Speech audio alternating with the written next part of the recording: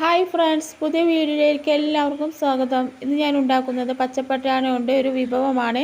അതിന് വേണ്ടിയിട്ട് പച്ചപ്പട്ടാണി ഞാൻ നന്നായി കുതിർത്തതിന് ശേഷം ഒരു കുക്കറിലേക്ക് ഇട്ട് കൊടുക്കുക.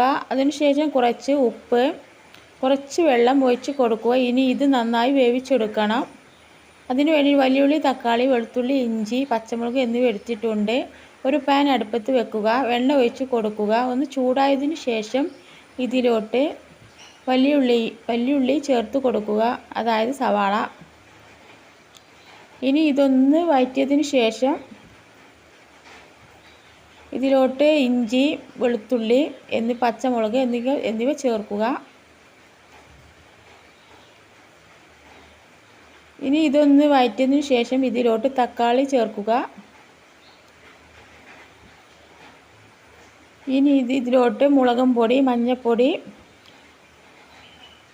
കുറച്ച് ഉപ്പ് കൂടിയും ചേർത്ത് കൊടുക്കുക.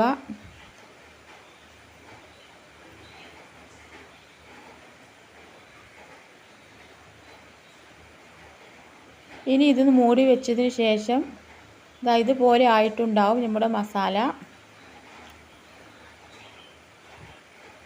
ഇനി ഇതിലോട്ട് നേരത്തെ തയ്യാറാക്കി വെച്ച നമ്മുടെ പച്ചപ്പട്ടാണി ഇതിലോട്ട് ചേർത്ത് കൊടുക്കുക.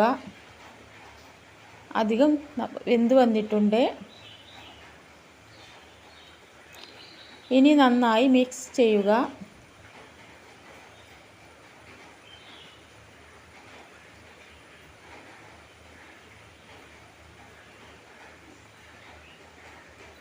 നമ്മുടെ ചാനൽ ഇഷ്ടപ്പെട്ടാൽ ഒന്ന് സബ്സ്ക്രൈബ് ചെയ്യണേ.